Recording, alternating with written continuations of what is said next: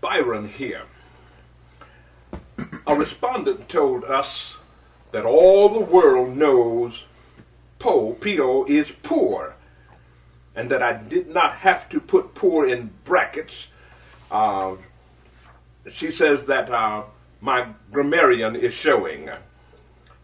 My reaction is that there are at least 3 stages of poverty: poor, P-O-R-E, and P-O-O-R, poor. And po is at the bottom of the totem pole.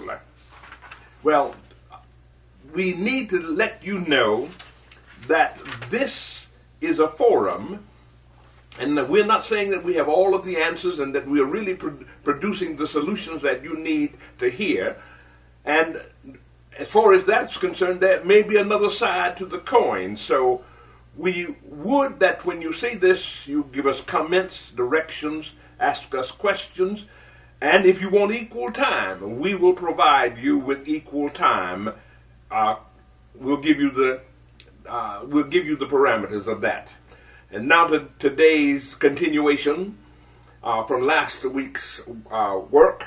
As you see, the subject is Poe, Education Sucks, Part 2. Boys are affected by the foods that we eat and by the environment. The hormones and the steroids in the foods make them feel their oats, and they become full of fluid and want to do it.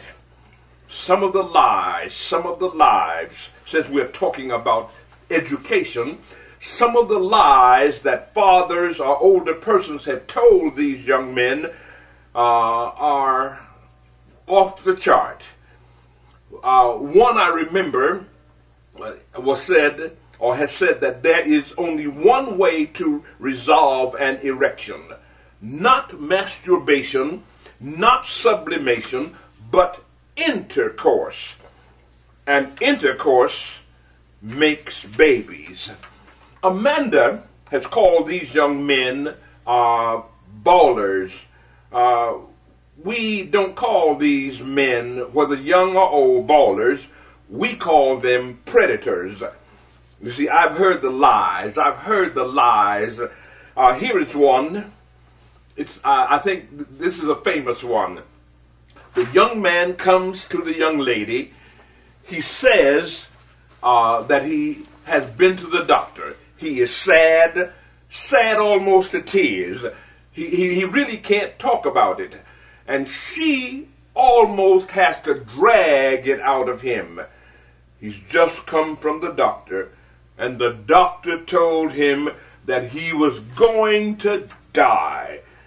He has a strange disease, and the only way he can avoid dying at his young age is someone has to have sex with him. Well, by this time, this young thing, who had already been told that she was loved by the young man, she's ready to cross heaven and hell for him, and she literally, pleadingly swears to him that she will have sex with him whenever he needs it and save his life.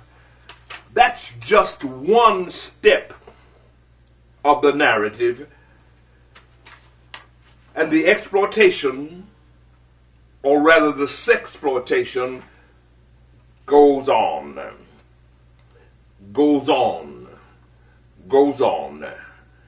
Now, we've spent time talking about what happens when the young ladies consume the foods that contains hormones that make their bodies mature faster before their minds mature. But we haven't talked about their parents being affected. We tell you that the boys are getting away scot-free, and the girls and their parents go it alone. The boys don't have to suffer the body changes. The boys don't have to suffer the unfamiliar feelings and emotions that pregnancy has to bring about to the body. The boys don't have the kinds of feelings and anticipation of birth that the girls have. Oh yeah, the boys have their chest stuck out, they're going to be a daddy. But do you understand that when a woman goes through birth, on that table in the delivery room, she dies, literally dies several times. And during her 9 months of pregnancy, there are medical risks that the boys don't have to endure. There's the pain during the delivery that the boys don't have to endure. There are the costs that the boys don't have to endure before the baby is born and after the baby is born. And then after the baby is born, there's the food that the babies need. Now, we aren't talking about the foods that the mother needs during the baby's gestation.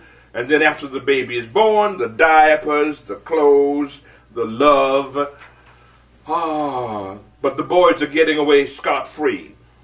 And I'll tell you that some parents cannot accept the pregnancy of their young girls, or they cannot accept the baby. But those are two other issues we'll reserve for a later time.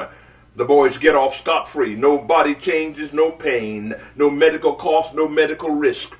Child support. I have been told that it is cheaper to pay child support today than to get tied down in a marriage. And some young men feel that $45 to $90 a week is a great amount to support a baby. That amount cannot support a newborn baby or a child. Therefore, we in society have to kick in.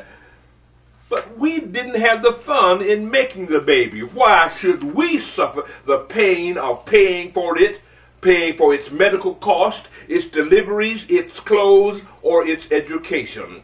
The onus is on the boy, the girl, and their parents. But what about the baby? Who is responsible for its care, its upbringing, and its education? How can one teach what one does not know? It appears now that we've got to reach to section 3. I am Byron. Her baby's crying, but she's a baby herself. She looks 18, but she might be 12, and the hormones in her food help her to develop that body that she buffs like video hoes. Her soul's exposed, and it's rotting in the sun. Can't you smell it? Smells like smoke that came from the gun that killed her boyfriend. And he died on his father's hustle. And he was killed on the same street by the same police that killed his uncle. So say uncle. And maybe the spirit of some ancestor will be evoked. Maybe the rope they hung from will snap so we can fight back for her. She doesn't know her alphabets. She doesn't know her alphabets, but her alphabet's his only son's life. So she can at least try to get to heaven.